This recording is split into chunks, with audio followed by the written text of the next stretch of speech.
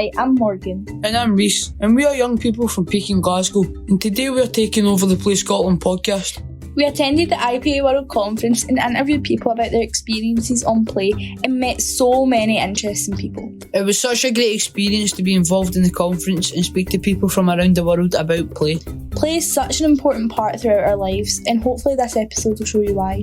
We hope you enjoy this episode.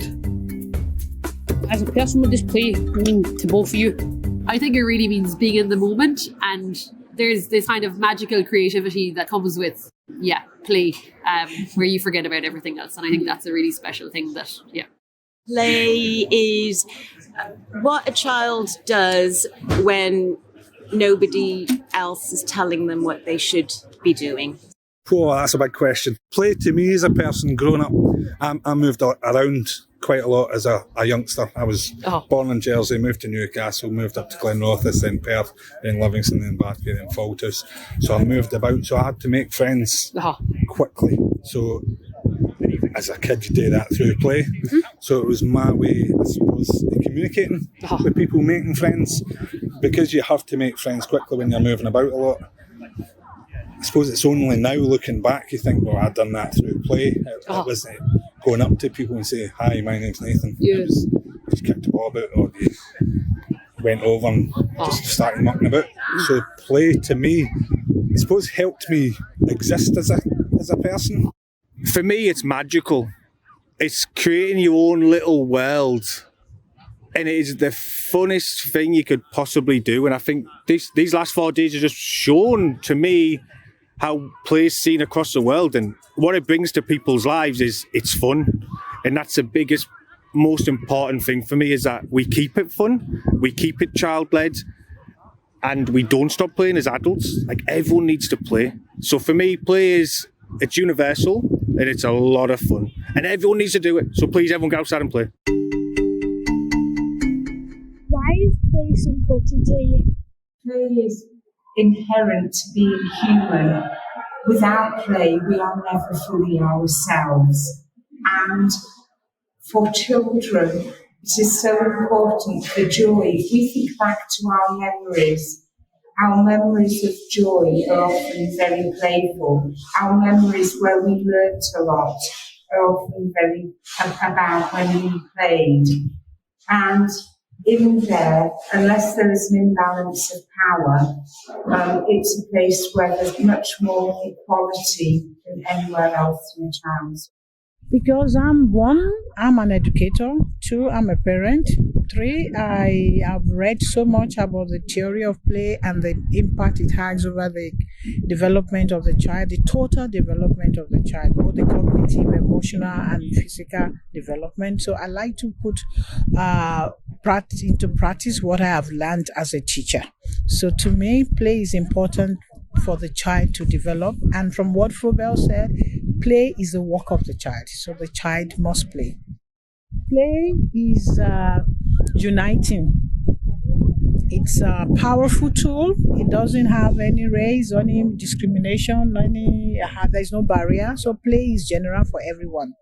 Well, I'll tell you why play is so important. Play is actually essential for human development. In fact, it's essential for all development. Even animals play. And play is actually not optional. It's essential.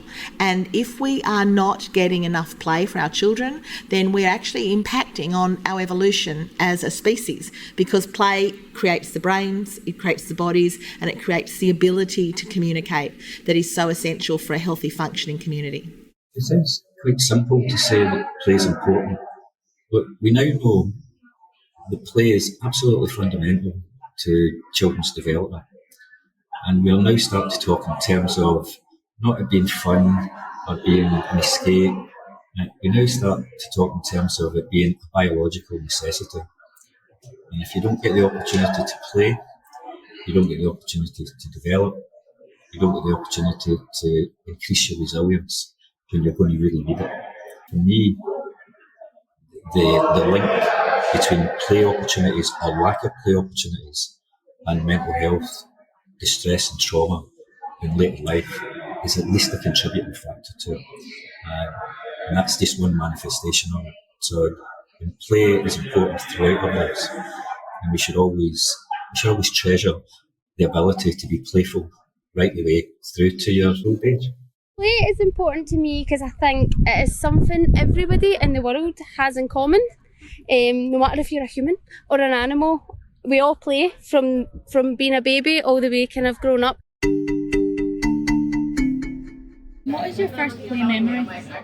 We were a mixed age group, me and my siblings and some friends in the community. We found like an entrance to an underground sewer drain, and we would run it for miles. And we never knew where we were. And my brother when he was older, used to warn us not to go too far, and we weren't listening. And so he had found the other entrance. So one time, him and the older kids came in and scared us in the middle because we didn't expect anyone to be there because we were literally underground. And so we used to explore those tunnels. And every now and then, you're underneath the ground, and you'd be at the grate, and we'd be talking to random people up, and we're like, "Where are we?" They're like, "What are you kids doing down there?" And we used to just run around and explore that because we had access to it.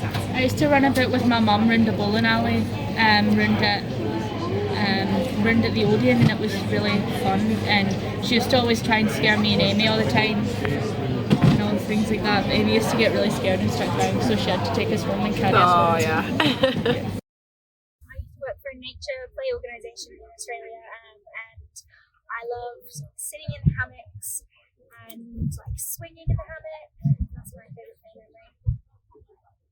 My play memory probably would be going to the beach and reading some sandpit and also swimming with my parents together. Yeah, that's such a good one. I was just about to think that mine probably is growing up beside the sea, so we used to go through rock pools and stuff. We used to have nets and buckets, and that would sort of be our free time. What is your favourite way to play? My favourite way to play? Oh God, that's so difficult. I like to run, I like to skip, I like to play Kirby. So probably being active is my favourite way to play. We have this game that has, how do I call it? It has a board. It has pebbles in. That's the game I like most because, yeah. So we call it Ayo in Nigeria. It has 12 holes, 6 on each side, and it has 4 stone-like pebbles inside. So you play rounds and count. It's a traditional game. My favourite way to play is outdoors, having adventures, exploring woodlands, forests, just having fun outdoors. What does play look like in your country?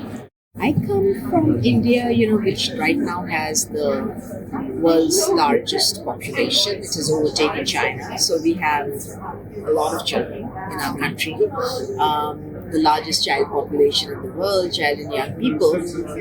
Unfortunately, play is everywhere, but it's not really supported so much by government because it's considered, it happens, anywhere and everywhere. It's only very recently that there is a much more conscious thinking about how we need to improve it within schools, within neighborhoods, within our cities. Some work happening, but not so much. But it's true that children in our country play everywhere, and there's a lot of poor children also in our country. And you see them playing outdoors on their own terms. Whenever they can, and they often do not have any access to playgrounds or good play facilities. You see them playing on the streets, on vacant land, but they have a very, very rich play life, and they make their own toys. Sometimes they can't even buy toys, so they'll make, the girls make dolls out of rags and all kinds of stuff, and the boys kind of make balls out of all kind of stuff, again, cobbled together. But it's interesting to see how they use anything and everything in their environment, the poor children, to play very, very spontaneously, something that IPA as a world organization, we advocate for. We talk about free play of children and how that is important, that you do not need a lot of play equipment and you do not need a lot of money at all to play. You can play wherever you are as long as the opportunity is given to you. I think play is a culture in India. Everybody likes to play. Children grow up playing there, and they used to play on the streets. We still do see children playing on the streets, but now it is more or less than ever before because of the high-rise buildings, and the roads are actually giving back to, not giving back, it's actually designing for adults and cars. So the play, which used to be the culture in India, is changing now, and we are trying to reclaim that culture back for the city. I feel like I'm very lucky to be here in Scotland and be from Scotland. I think that play is improving and it's on its way to something, but it has a long way to go to have sort of consistency across the country of understanding from parents and teachers on what play should look like. In Australia, I think we're also very lucky with the weather and the environment that we live in. Play happens outside a lot, which I think is really nice. I think similarly to Charlotte, that there is definitely more room for play in places like schools and nurseries and those kinds of things, but I think we're getting there, Yeah. So in China, because of the population, and I also think it's about the regions. So if you're living in big cities or some areas, it's difficult to find any like playground or community play space. And also I think many parents they kind of like separate play and learn, and they don't think like play is a kind of way to learn. So but nowadays it's changing because of the research published and educational background. So in my city, the parents they just focus learning. I think they're to 6 years old. The children they have the enough time can play, but when they go to the primary school, they don't have the enough time to play because they have too much homework. They need to go to a school and learn all day. Their after school activities is filled with tutoring. So language, like sports, musical instruments and all that. So there's not really time for play. I think the Scotland have so beautiful outdoor. You have the big grass, but in my city we don't have the. I don't know. It's a big place. The children can run. They only play in a small park.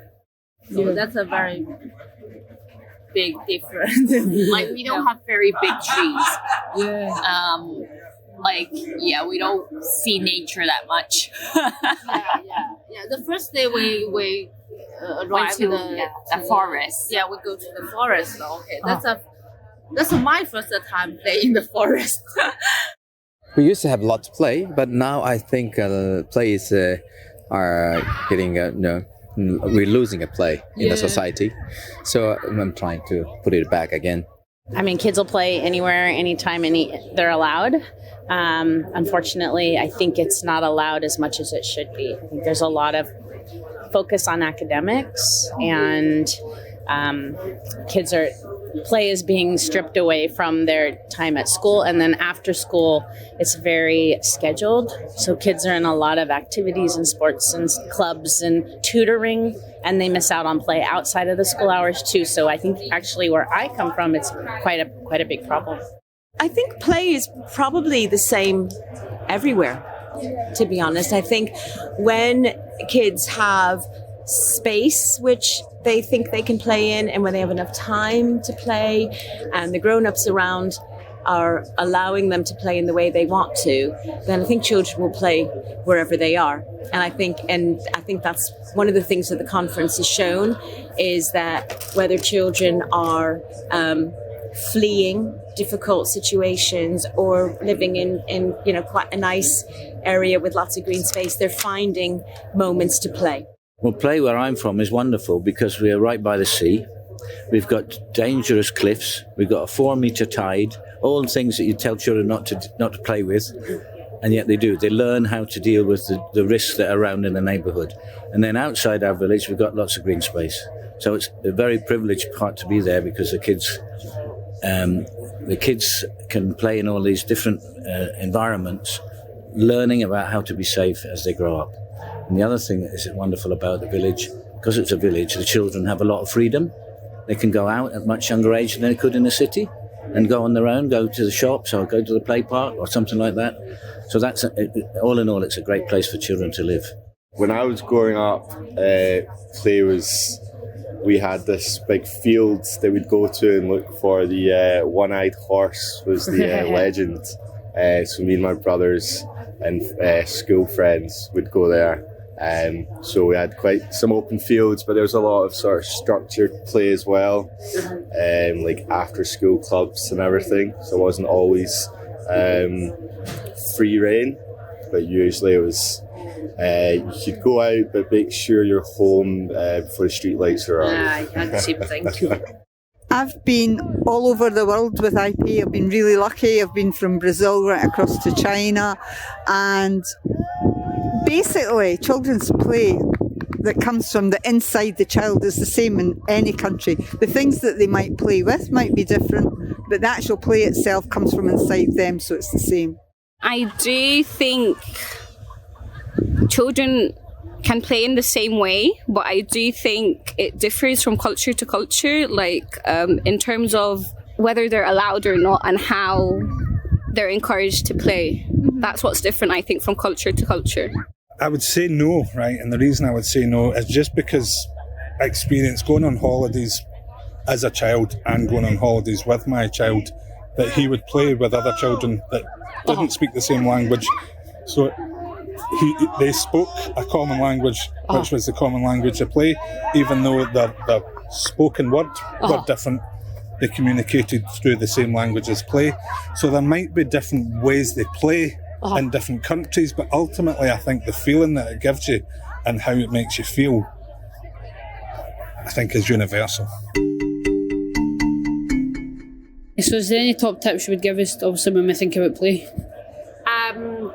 I think just using natural resources, the importance of play outdoors and bringing kids into the outdoors. I think Scotland do that really well with outdoor playgrounds and outdoor preschools and things like that. But I think that's huge. It's use what you have and bring people to those spaces if they're not close to them. I'd say put the children and young people at the forefront of everything that you are doing. We think that we are the experts in play, but we are not. The children are the experts in play. Do you think that there's an age where play should stop? Play means giving children, adults, grannies, dugs, anyone who wants to go out and have a good time, anyone of any age, any size, any ability, any disability, anyone should be able to go and play. So you're saying grannies and no grandas? What's that about? Grannies, grandas. Sorry then. Great grandas, great grannies, anyone. You have to continue to play because you don't grow old unless you stop playing. No, absolutely not. All of us here today have played and we have different age. Yes. You keep playing until you die. No, there's no age limit to play. I think you can play from the moment you're born into your very last days here. I think play should happen for your entire life. I don't think so. We're all lifelong players, you know. I agree. Even old people, like you always have to have some sort of source of joy in your life. Yeah, and I find some old people are very playful, you know, especially when your parents are very stressed out. My mother's like that. So she doesn't really have a job, so she just spends all of her time like dancing around and having fun and all sorts of stuff. Yeah. And my grandmother used to be the most playful person I knew. And even when she became immobile, she couldn't move. Her eyes would always be twinkling, and she'll be, playing games with her, word games, singing, and it was like she was always playing in her mind, and it was just fantastic. That's a lovely way to be. Yeah, that's probably the best way to be. Yeah. I don't think it should ever stop. I teach college students, and we play every day. Every time we get together, we play. And a lot of times they think my class is the one class that they look forward to going to because they get to do playful things and things that are important to them. but still learn. Sometimes we feel like we're too old to do things, but also too young to do other things. I think that older children miss some of the things that earlier children do. Yeah, absolutely. You know, like dressing up, like drawing with a thick crayon, so you can just draw, rather than feeling that you've got to do something really detailed that's a really good drawing. Just drawing for the fun of drawing to help you think, unpack your thoughts. I think that some people think there's a barrier. Luckily, with what we're doing, we're able to do intergenerational play. So we're getting the grandparents to play with their grandkids, or we're getting the parents to play. So they're saying that anyone can do it. It doesn't matter how old you are. No, I think that adults need it as well. Like, I play tag rugby, and it's different, but that's like a form of play for adults. I think we all need those moments and those hobbies where we forget about our troubles and we're just doing something creative. I think it's a really good kind of mood booster. Be your inner Peter Pan. Play forever and as long as you can. Well, I'm going to say no. I don't think there's an age when play should stop. But I do think it's really, really important to make sure that there is a focus on children of all ages, so children and teenagers having time to play and meet up with friends. So I know that lots of adults like to say that it's important for them to play, and that is important. But for me in my work, I want to make sure that we don't lose sight of how important and vital playing is for children right up to the age of 18. Well, a man of my age, I still don't know what I want to do when I grow up. So the answer is no. There's no age. I'm still playing, and I was 70 yesterday. Never. Until just before you die, you can play. Maybe after die, you can play. In a dream world. What do you think we need to do to make the right to play a reality? You come to a conference like this and you are aware of just how much work still needs to be done in every facet of life. We need ambassadors in every career, in every sector, campaigning and calling out and really making sure that children's voices and the value of play is recognised. I think we need to, at different level, one is we need to create play opportunities for the children in different area, like in the school, in the community, and also at home. So this is very important that they can play.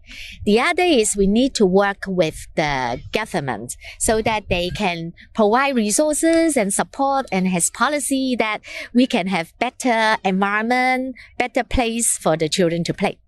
We need to get everybody behind it.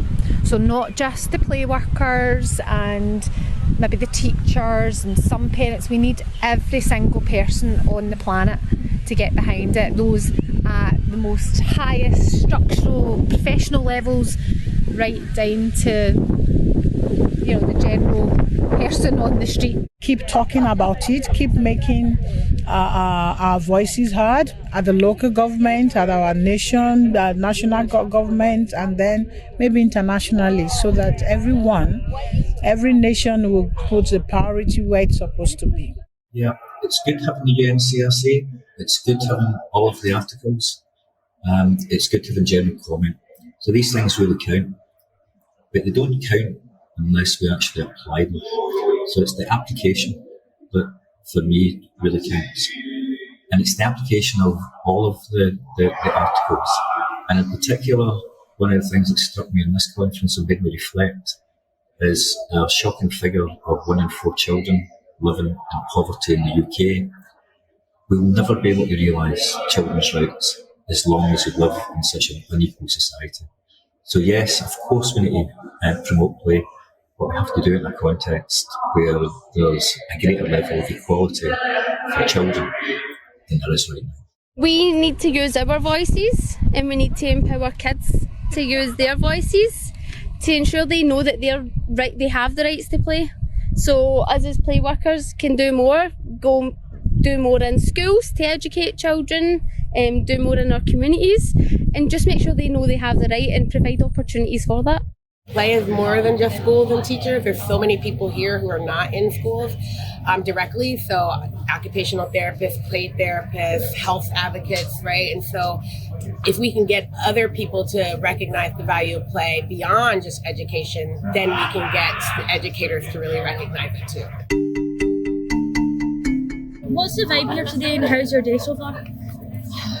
I think the vibe, the best word I would use to describe it is connected. I feel like we've all found a way to connect with each other really deeply and in wonderful ways that we couldn't do virtually or in any other capacity. It had been fantastic, also a bit emotional because the last day of an IPA conference for 4 days, you've met so many old friends and met so many wonderful people from all over, and now everybody's sort of winding down and ready to go home.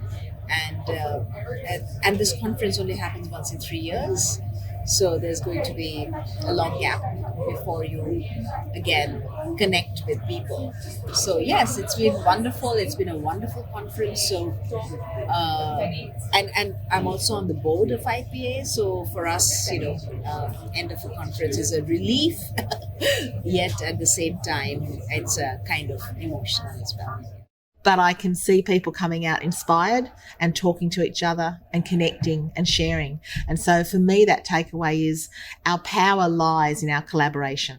Concerts have been wonderful. And the reason it's been wonderful is because we've just really created a space for people to fill up. And the people who've come have been wonderful in filling up that space. What is your key takeaway from the conference? Friendship.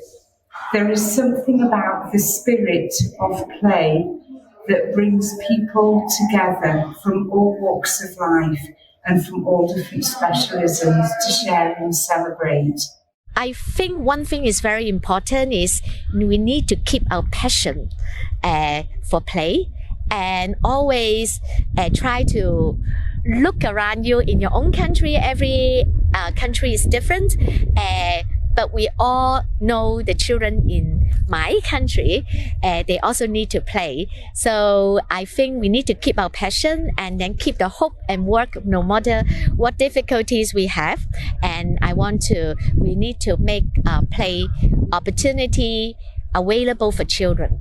It's just reaffirmed how important it is that every child across the world has the opportunity to play, and that all of these amazing people who have been here all week equally believe that, and we can make this happen for every child. And I think I'm particularly proud that in Scotland we are certainly on a journey to making that happen for every child.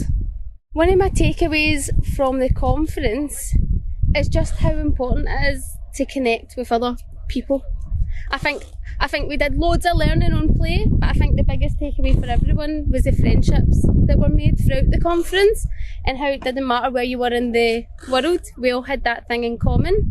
And I think it's the friendships we're going to take away, and hopefully we can create a big network after this where we can all keep in touch and keep play going.